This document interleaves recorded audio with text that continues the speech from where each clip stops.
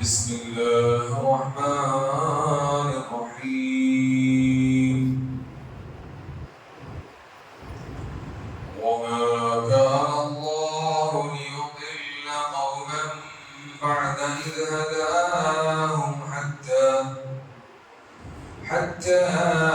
يبين لهم ما يتقون إن الله بكل شيء عليم.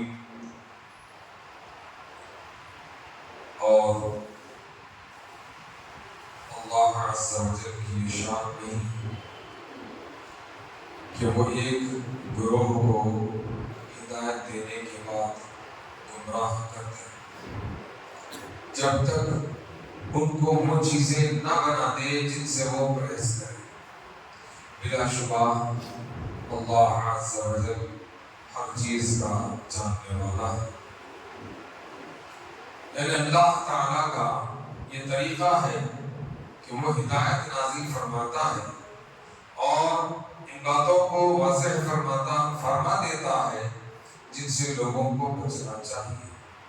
اس کے بعد جو لوگ گمراہی میں مبتلا ہوتے ہیں ان کی گرفت کرتا ہے. اس لیے جو ایمان والے پہلے اپنے ماں باپ کے حق میں دعائیں مغفرت کر چکے ہیں انہیں اطمینان رکھنا چاہیے کہ نازل ہونے سے پہلے کے اعمال پر ان کی گرفت نہیں ہوگی.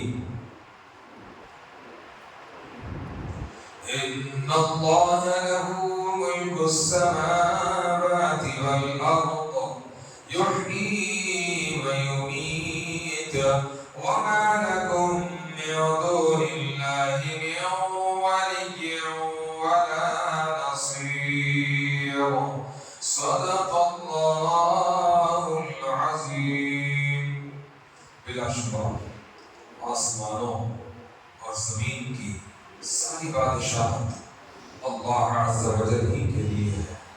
وہی جلاتا ہے اور وہی مارتا ہے. اور مسلمانوں اللہ کے سوا نہ تمہارا کوئی دوست ہے اور نہ کوئی مددگار.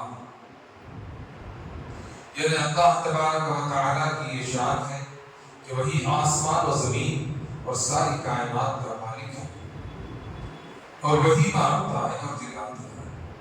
لہذا مسلمان جو اس پر ایمان لائے ہیں ان کو چاہیے کہ اسی سے ڈرے, اس کے احکام کی بسر و جشن تعبیر کریں, اسی کو خوش کرنے کی کوشش کریں اور اسی کی دوستی اور مدد پر بھروسہ رکھیں کیونکہ اس کے سوا کوئی اور ان کا دوست اور مددگار نہیں ہے.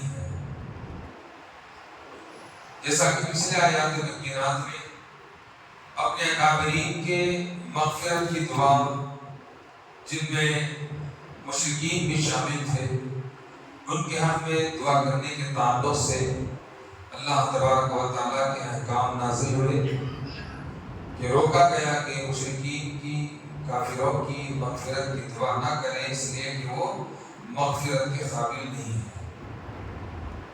ان آیات بینات میں رب تبارک و تعالیٰ ان مسلمانوں کے شک و شبہ کو دور فرما رہا ہے جو کہ اس آیت کے نازل ہونے سے پہلے اپنے اکابرین کے حق میں دعا کیا کرتے تھے, اپنے رشتہ داروں کے حق میں دعا کیا کرتے تھے کہ اللہ تبارک و تعالیٰ ان کی حالت پر رحم فرمائے, ان کی مغفرت فرمائے, ان کی بخشش فرمائے, چاہے وہ مشرکین ہو, کافرین ہو, جو بھی ملحد ہو, جس طرح کے بھی ہوں, ان کے حق میں دعا کیا کرتے تھے.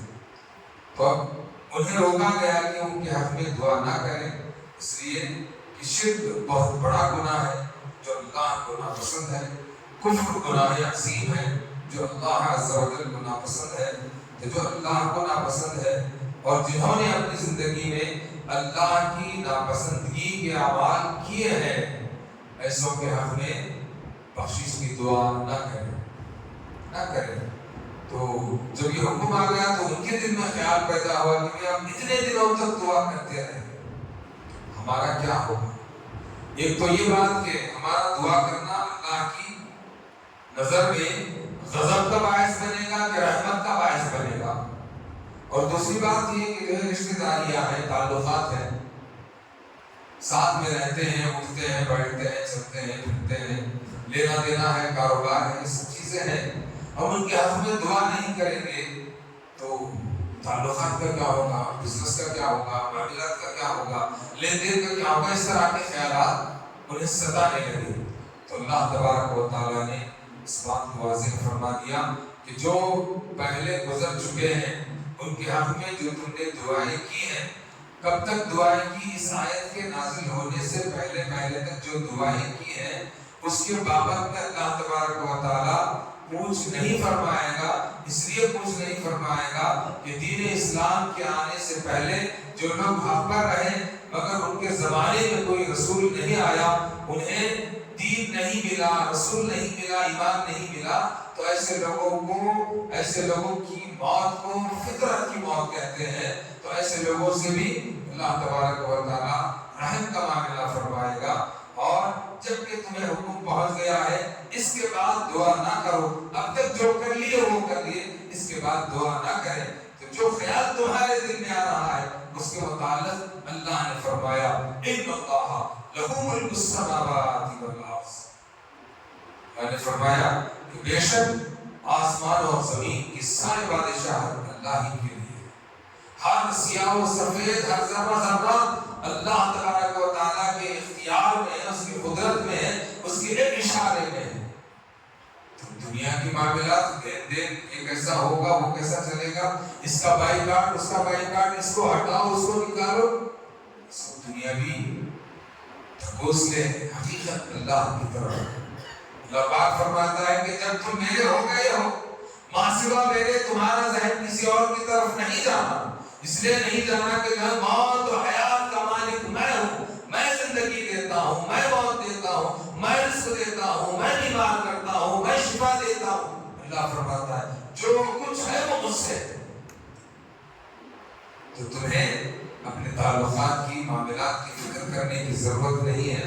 جب تم نے مان لیا ہے کہ اللہ ہے، لا الہ الا اللہ کہہ دیا ہے، میری وحدانیت کو مان لیا ہے اور مجھ پر ایمان لا لیا ہے، تو اب تمہیں پلٹنے کی ضرورت نہیں. تمہارے سارے معاملات میرے طرف ہیں. ارے وہ میں ہوں، وما من دابۃ فی الارض الا علی اللہ رزقها ويعلم مستقرها ومستودعها كل فی کتاب مبین. اللہ تبارک و تعالیٰ جب رزق کو بانٹنے کی بات آتی ہے، رزق کو پہنچانے کی بات آتی ہے، وہ مالک و مولا ایسا ہے. چرند، پرند، درند، حیوانات، کائنات میں جتنے ذرات ہیں، جن کو جو رزق کی ضرورت ہے، جب تک انہیں زندہ رکھنا ہے ان کا رزق پہنچاتا ہے. چاہے وہ ہواؤں میں اڑتے ہو، چاہے وہ آسمانوں میں ہو، چاہے وہ زمین پر ہو یا چاہے زمین میں ہو، وہاں تک اللہ رزق پہنچانے پر قادر ہے. رزق پہنچانے پر قادر ہے تو اتنے بڑے ہٹے کٹے انسان جو اس کی وحدانیت کو مانے، ان کی موت و حیات کا فیصلہ وہ کرے، تو کیا انہیں رزق نہیں پہنچائے گا؟ یقیناً پہنچائے گا. اللہ پاک فرماتا ہے کہ دنیا کو مت دیکھو، میرے ہو چکے ہو تو میرے مضبوط ہو جاؤ، میرے راستے میں استقامت کے ساتھ قائم ہو جاؤ. اب پلٹ کر کے دیکھنے کی ضرورت نہیں ہے. تم میرے ہو جاؤ، جب میں تمہارا ہو جاؤں گا کل کائنات تمہاری ہو جائے گی. تو فرمایا ان اللہ لہ ملک السماوات والارض یحیی و یمیت. وہی جلاتا ہے. ایک ہے جلاتا، ایک ہے جلاتا. جلانے سے مراد برن کرنا، جلانا، پھسٹ کر دینا، آگ لگانا. اگر وہیں پر جیم کو جب زبر سے پڑھتے ہیں تو جلانا، جل گیا، جلا دیا، جلاتا. وہی جب جیم کے نیچے زیر آ جاتا ہے تو جلاتا. جلا زندگی دینے والا، وہی جلاتا ہے. مطلب وہی زندگی دیتا ہے، وہی پیدا کرتا ہے، وہی حیات دیتا ہے. یحیی و یمیت، اور وہی مارتا ہے، وہی موت دیتا ہے. زندگی اور موت کا مالک کون ہوا؟ اللہ. وما لکم من دون اللہ من ولی ولا نصیر. مسلمانوں اللہ کے سوا نہ تمہارا کوئی دوست ہے نہ کوئی مددگار. اس لیے اللہ تبارک و تعالیٰ کے ماننے والوں سے قرآن یہ تقاضا کرتا ہے، اللہ کا کلام یہ تقاضا کرتا ہے سے یہ کہتا ہے کہ دنیا کا ہر رشتہ ٹوٹ سکتا ہے، دنیا کا ہر ناطہ ٹوٹ سکتا ہے، دنیا کی ہر دوستی جب تک زمین پر ہے تب تک رہے گی، مگر اللہ کی دوستی زمین پر بھی رہے گی، قبر میں بھی رہے گی، حشر میں بھی تمہیں عزت کے ساتھ اٹھائے گی اور اس کی بنائی ہوئی جنت میں عزت کے ساتھ پہنچائے گی۔ تو فرماتا ہے وَمَا لَكُم مِّن دُونِ اللَّهِ مِن وَلِيٍّ وَلَا نَصِيرٍ، اللہ ہی تمہارا حقیقی دوست ہے، اللہ ہی تمہارا حقیقی مددگار ہے، بس اسی کے ہوتے رہو، وہی سب کچھ کام بنائے گا۔ اللہ تبارک و تعالیٰ سے دعا ہے اللہ تبارک و تعالیٰ ہمارے کہنے سننے سے زیادہ عمل کرنے کی توفیق عطا فرمائے۔ مولا کریم ہمارے گناہوں کو معاف فرما، خطاؤں کو معاف فرما، کاہلیوں کو درگزر فرما، تیری صحیح بندگی کرنے کی توفیق عطا فرما۔ مولا پاک تیرے محبوب صلی اللہ تعالی علیہ وسلم کی سنتوں کو زندہ کرنے والا بنا، آقا علیہ الصلوۃ والتسلیم کی سنتوں کو زندہ کرتے کرتے ہمارے مردہ دلوں کو زندہ فرما، ہماری مردہ زندگیوں میں حیات نو بخش دے۔ مولا پاک ہمیں محبت کا پیغام عام کرنے کی توفیق عطا فرما۔